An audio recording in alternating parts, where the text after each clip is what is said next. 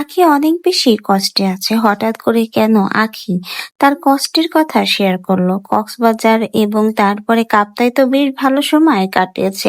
তাহলে হঠাৎ এর মধ্যে আখির সাথে কি এমন ঘটনা ঘটে গেল যে আখি শেষমেশ সোশ্যাল মিডিয়াতে এসে কান্নাকাটি করলো এবং এমন একটি পোস্ট করলো?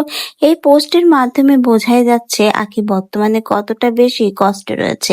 আখি তার পোস্টে লিখেছে, লাইফে সবকিছুর মধ্যে একটা জিনিস ভালো করে বুঝলাম, বয়স বাড়ার সাথে সাথে আপনার প্রিয় জিনিসগুলো অপ্রিয় হতে শুরু করে। হঠাৎ করে আখির এই পোস্টটা সোশ্যাল মিডিয়াতে যেন আবারও তুমুল আলোচনা ও সমালোচনার সৃষ্টি করছে।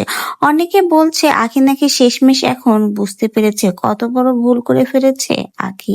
আহাদের সংসার থেকে তেজ দেখিয়ে চলে আসার পর এখন আখি বুঝতে পারছে শেষ সময়ে আখির পাশে থাকার মতো কেউ নেই।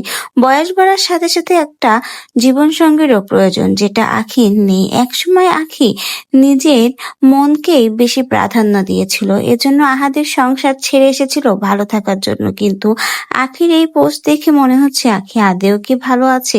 আবার অনেকেই বলছে আখি হয়তো এখন বুঝতে পারছে যে সে কত বড় ভুল করেছে আহাদকে ছেড়ে এসে। নিজেকে এতটা বড় করা উচিত না বা বড় ভাবা উচিত না।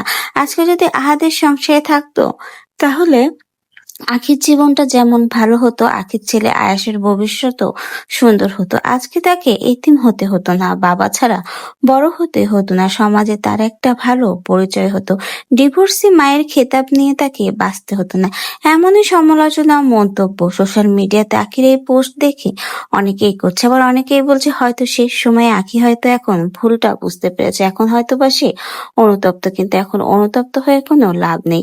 এমনই মন্তব্য। তো ভিউয়ার্স, আখির এই পোস্টটা শুনে আর সকলের মন্তব্য শুনে আপনাদের কি মন্তব্য কমেন্ট বক্সে জানিয়ে যেতে ভুলবেন না।